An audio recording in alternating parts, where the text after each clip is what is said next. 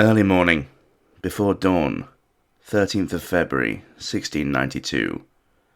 A driving blizzard ravages the remote Scottish area of Glen Co, 90 miles north of Glasgow, the name Glen Co being derived from the Gaelic word for the glen of weeping.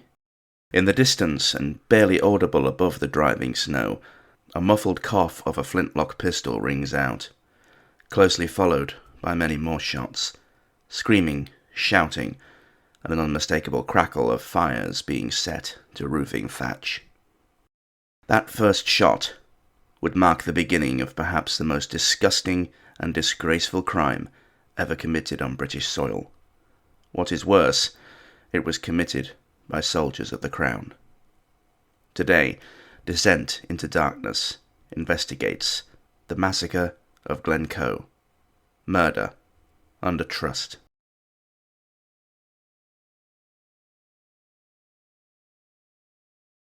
To understand the massacre, we must first look to the deposing of the Catholic King James II. The bitter hatred harboured between Catholics and Protestants had been a huge part of Britain's history, pretty much as soon as Martin Luther had allegedly finished nailing his 95 Theses to the doors of the castle church at Wittenberg in 1517. Sectarianism still plays out in the modern age, with one not needing to be too old to remember the Troubles in Northern Ireland. With its largely Catholic base in the Highlands, it has a long history in Scotland also. Because James II had alienated so many of his Protestant subjects following his accession to the throne, that an angry Parliament declared him deposed, it not being scarce 40 years since the death of Oliver Cromwell, who had Charles I executed for treason against the people of England. Parliament therefore wished to see a Protestant king on the throne, and so had invited William of Orange in the Netherlands to assume the crown, which he did, most enthusiastically. This being known as the Glorious Revolution of 1688, which, as William brought an army with him, in my book technically counts as an invasion. Take that, all history teachers who tell us that 1066 was the last time Britain was invaded. Moving on. With James's ousting came trouble brewing amongst the Catholic populace who felt that James was the rightful king. These people who gave their support to James's claim to the throne became known as Jacobites, Jacobus being Latin for James, no J in Latin, remember. Such was the strength in their conviction that the Jacobites revolted against their new king and started a civil war in 1689. This rising would lead to the battles of Killiecrankie near Perth, and Cromdale near Granton-on-Spey in Scotland, and the Battle of the Boyne near Drogheda in Ireland, all of which would end in Jacobite defeats. The Battle of the Boyne still today shapes the politics of Ireland. The defeat left James in exile in France and was now mockingly referred to by his enemies as the Old Pretender.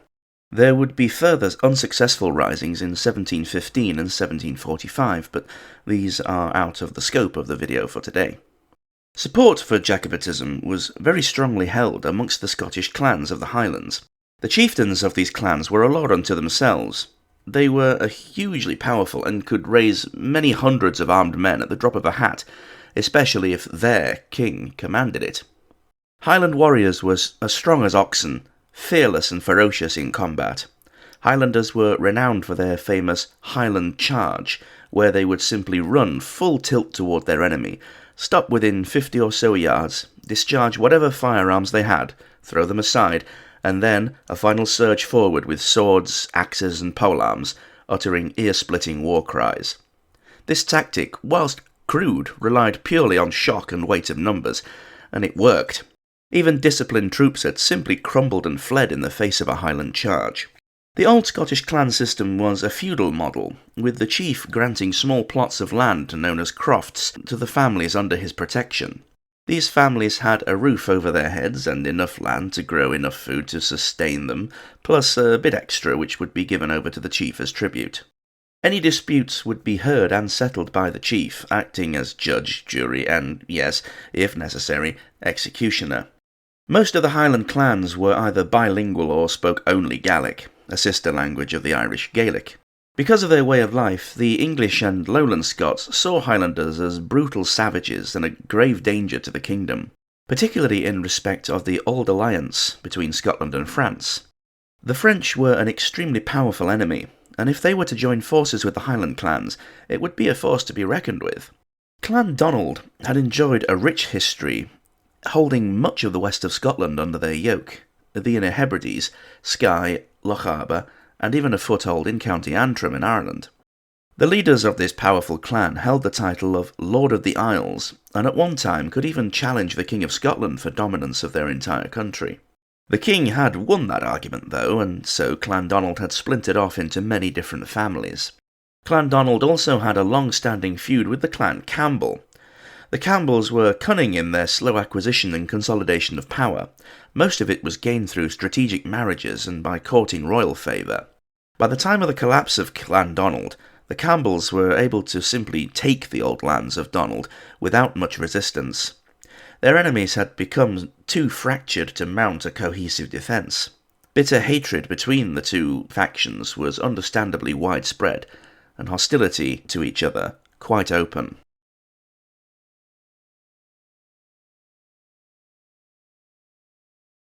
It should therefore come as no surprise that now King William III wished to curb the power of the clan chiefs, almost in the style of Pablo Escobar's silver or lead policy.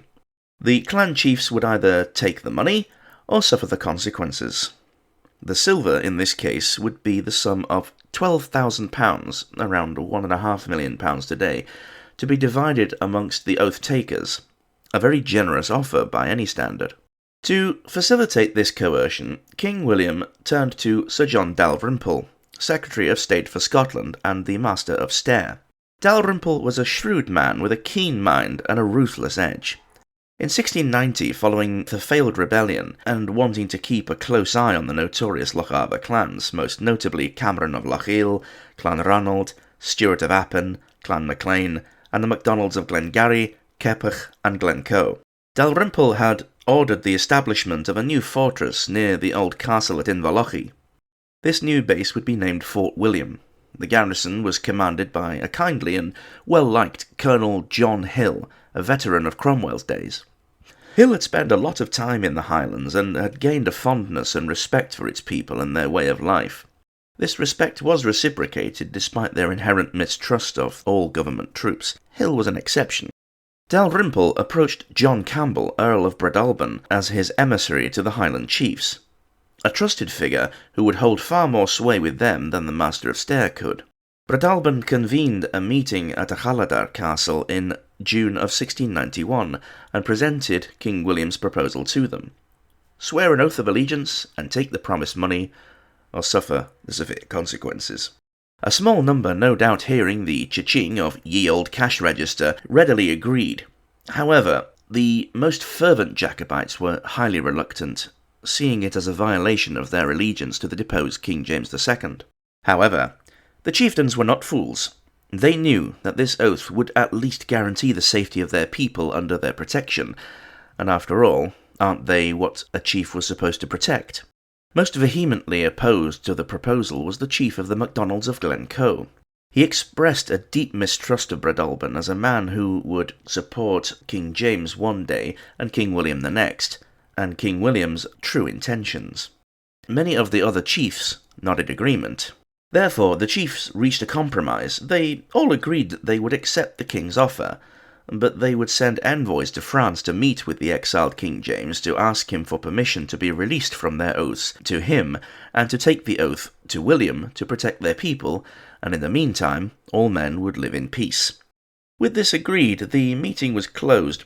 Breadalbane informed John Dalrymple of the agreement as promising progress, and the chiefs selected and dispatched their envoy.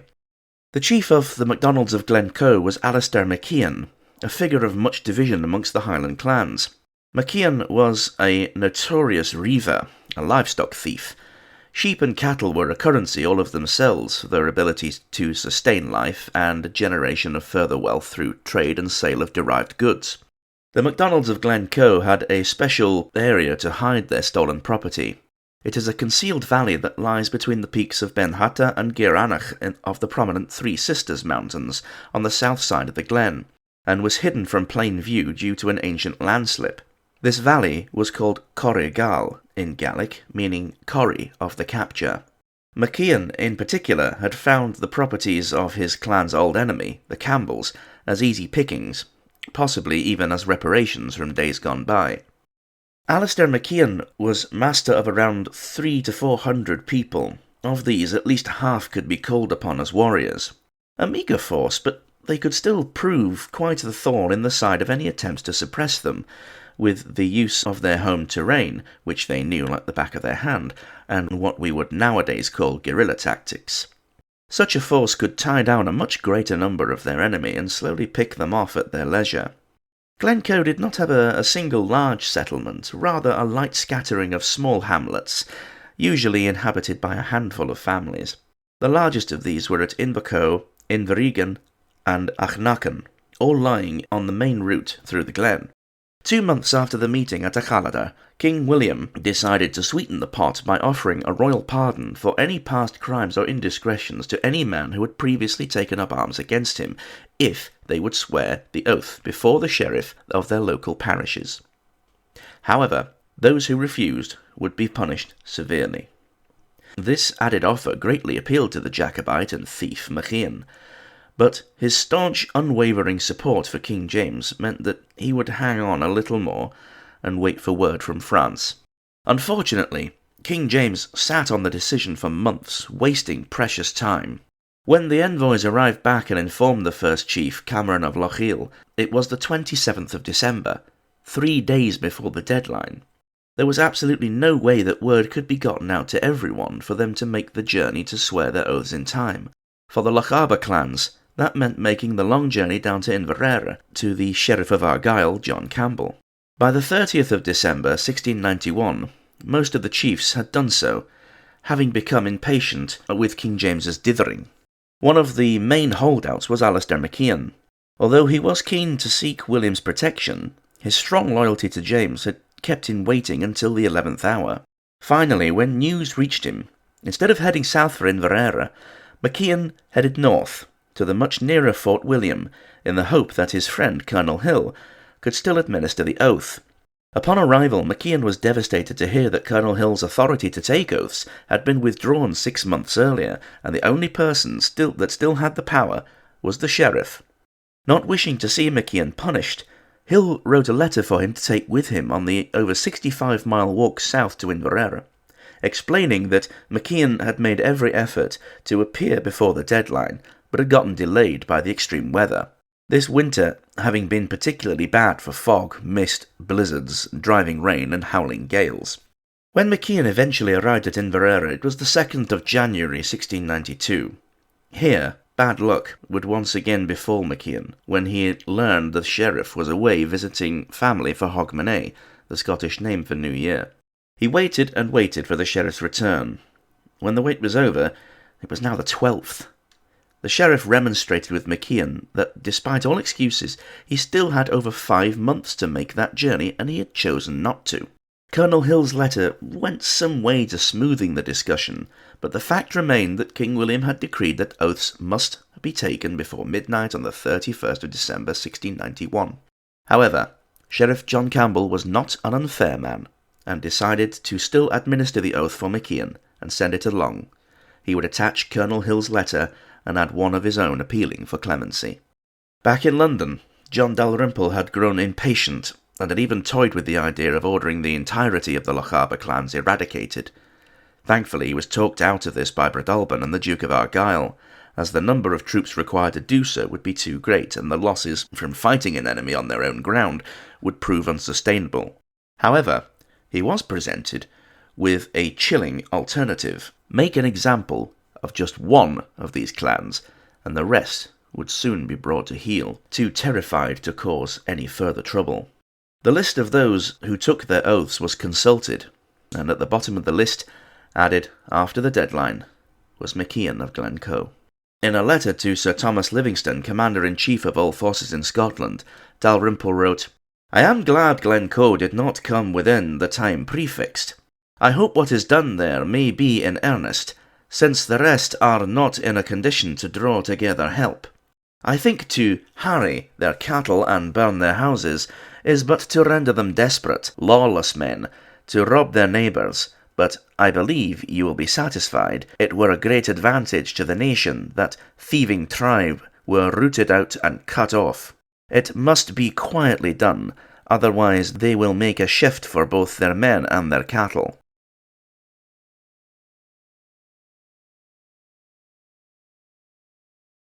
Through the terrible weather of late January 1692, 2 companies of soldiers of the Argyll Regiment, around 120 men, were ordered into Glen Co from Invergarry, with a view to awaiting further orders from Fort William.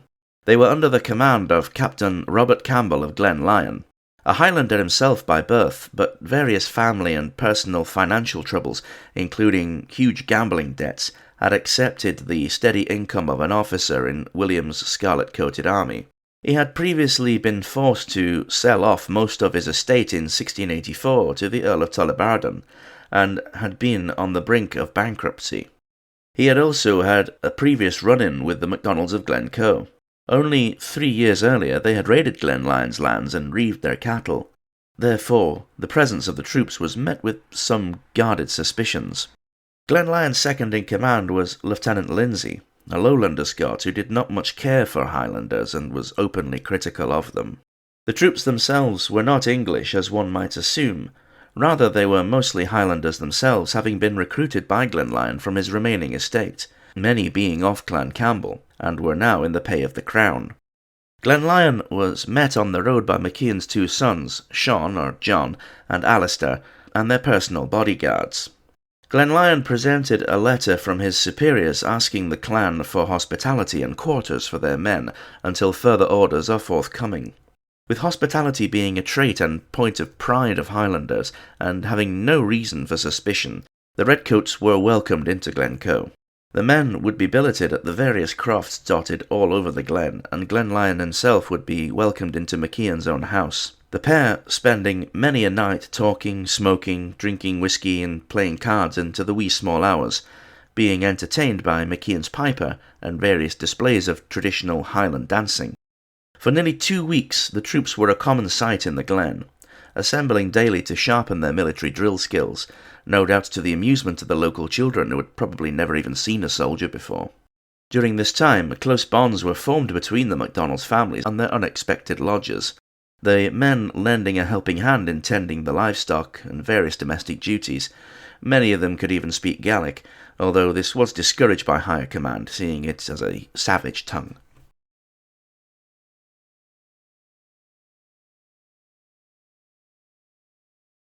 Orders came down on high to Colonel Hill in Fort William that more troops were to be sent to Glen Co, with a view for punishing MacIan for his lateness in swearing the oath of allegiance, and to make an example to the other clans. Secretary Dalrymple, writing in a letter to Hill, urged that, quote, "Pray, when the thing concerning Glen Co is resolved, let it be secret and sudden." End quote. With a heavy heart, Hill issued orders to Lieutenant Colonel James Hamilton for 2 detachments of 400 men each to leave for Glen Co. Hamilton would take 1 detachment to the north side of Loch Leven to the village of Kinlochleven, and the other to Ballachulish on the south side under Major Robert Duncanson. These detachments were to secure all escape routes out of the glen, the natural obstacle that was the vast, desolate and inhospitable expanse of Rannoch Moor, making escape that way virtually impossible by default. Quite possibly not wanting to take part in any potential slaughter himself, Major Duncanson wrote and sent sealed orders to Glen Lyon. This letter still exists today, and makes for chilling reading.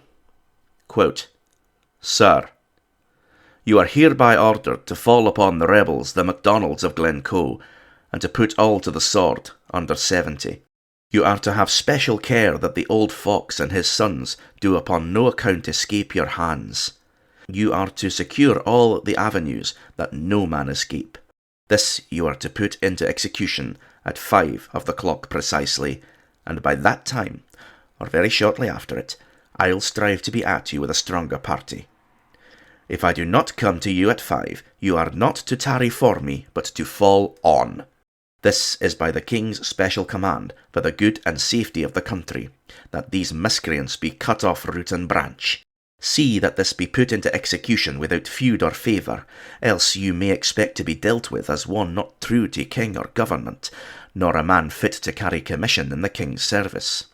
Expecting you will not fail in the fulfilling hereof, as you love yourself, I subscribe these with my hand at Ballachulish, February the 12th, 1692. Robert Duncanson. Glenlyon made his excuses and turned in for bed early that night, swiftly concocting a lie that his orders said that they were to march against MacDonald of Glengarry in the early morning.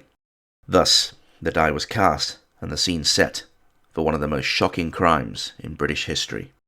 One can only imagine the turmoil that was going through Glenlyon's mind in the closing hours before the operation was due to commence. He had been a guest. To turn upon his host now would be a disgrace, an affront to basic decency and honour, and betrayal of trust. Nevertheless, he was a soldier, and good soldiers follow orders, for that is their lot.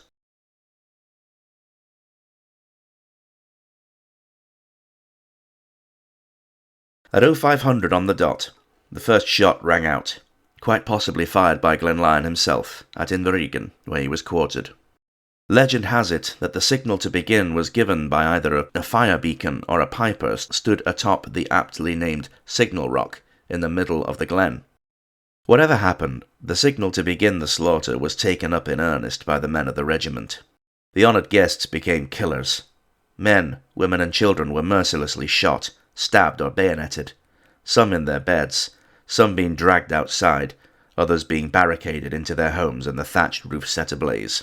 One young boy being stabbed with a dagger whilst he lay bleeding on the ground, grasping at Glenlyon's leg, begging for mercy. A platoon of troops led by Lieutenant Lindsay was dispatched to MacIan's house, which they burst in and shot the old chief in his bed, his wife so cruelly brutalised by the soldiers that she died the next day from her injuries. Another squad under the command of Sergeant Barker at the village of Auchnaean burst into a house and shot 9 men, all gathered asleep around the fireplace. MacIan's eldest son, awoken by the sound of voices outside his house, suspected something was wrong. He quietly snuck his family out and sent word to his younger brother. Both families fled into the night before the soldiers could reach them. Up and down the glen for the next 2 to 3 hours the MacDonalds were hunted down, but the efforts were hampered by the blizzard that was blowing all through the night. The redcoats were not really equipped for such harsh conditions, and scrabbling around in the dark, with virtually no visibility, made the task damn near impossible. Many of the ones that did escape took refuge in the hidden valley of Corrigal, and stayed there until the government troops had pulled out.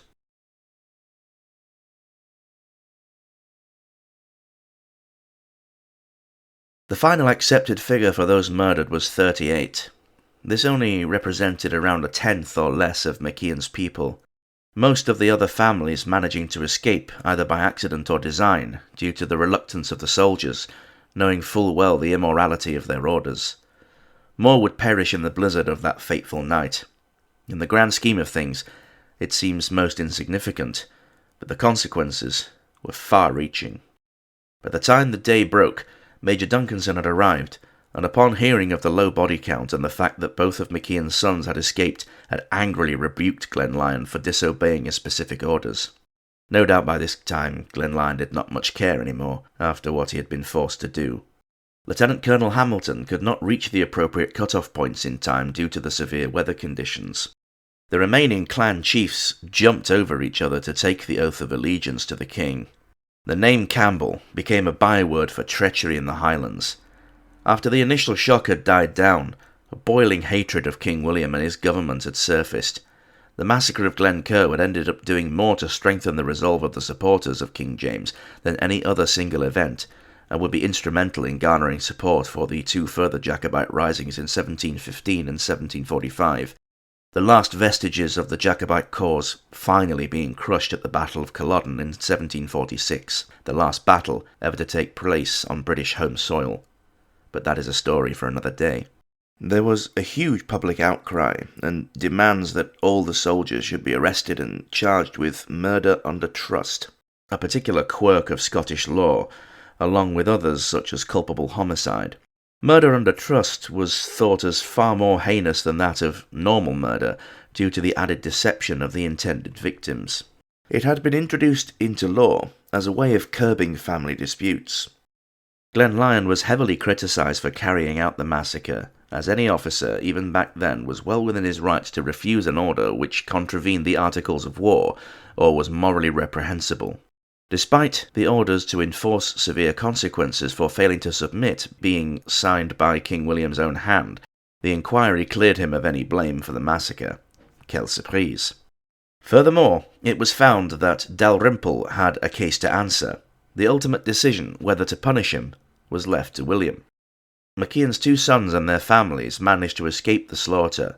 Knowing they were marked men, eventually they found safe passage to the New World in North America. Following the massacre, John Dalrymple, the Master of Stair, wrote in a letter to Colonel Hill, quote, "All I regret is that any of them got away." The dead were buried on the island of Elan Lunde, a large island in the middle of Loch Leven, a traditional burial isle, supposedly to stop bodies being exhumed by wolves and to isolate any possible spread of disease. John Dalrymple would be dismissed from his post by King William, although this was merely to keep the public happy. He remained as MP for Stranraer until 1702, and would later be elevated by the king from Lord to Earl. Not a bad little reward for cold-blooded slaughter. Dalrymple would die on the 8th of January 1707. The day before, he had overseen the final agreement of one of the major stumbling blocks concerning the Act of Union, tying the Scottish politics to the English Parliament, and thus creating the country of the United Kingdom of Great Britain.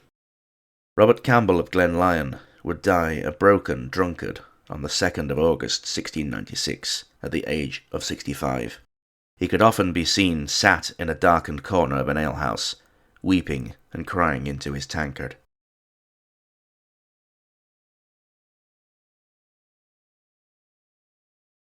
Whilst the people of Glen Co were certainly cowed by the slaughter, they did not shy away from supporting the Stuart cause in the future uprisings. Many of the survivors would return and rebuild their homes, their descendants finally being permanently displaced during the infamous Highland clearances that took place between 1750 and 1860. This extension of the pacification of the Highlands instituted following the Battle of Culloden in 1746 became the final phase of the eradication of the Highland way of life. A brutal wave of evictions followed the incredulous adoption of the idea that virtually the entirety of the Highlands should be given over to sheep grazing land.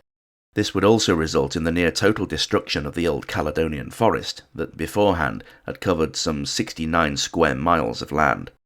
Tens of thousands of people were forcibly displaced all over the Highlands, most being forced to flee to the Americas. Nostalgia and romanticism for the ancient customs of the Highlands would gain huge popularity in the late Victorian age after Queen Victoria made several visits to Glen Co and was captivated by its beauty. This is where we get the vast majority of what we would now consider to be Scottish traditions, such as all the different tartans, for example, a lot being entirely fictional. Sorry, but it's true. Still, they do look nice. This story has always had something of a personal connection for me. My family has strong links to the Clan Macpherson of Cluny, like MacDonald's, a once powerful Jacobite clan, and at one time leaders of a large confederation of Highland clans, named either Clan Chattan or Chattan. I'm not 100% sure on the pronunciation of that one. I have never really felt any true connection to my obvious Englishness. I am much more proud of my Scottish ancestry. I have not properly learned Gaelic, but I can read it aloud for the most part, and I know several songs in both Scots and Irish variants. Rumours also abound within the family that we are related to the great Victorian military hero and absolute mad lad, Major General Sir Hector MacDonald, a topic for another video. In 1993, my grandparents moved from York to the Glen Co village of Ballachulish, where they spent their honeymoon many decades before, and remained there for the rest of their days. It was always a distinct pleasure going up there, either by car or train, taking in the stunning natural beauty that is Glen Co.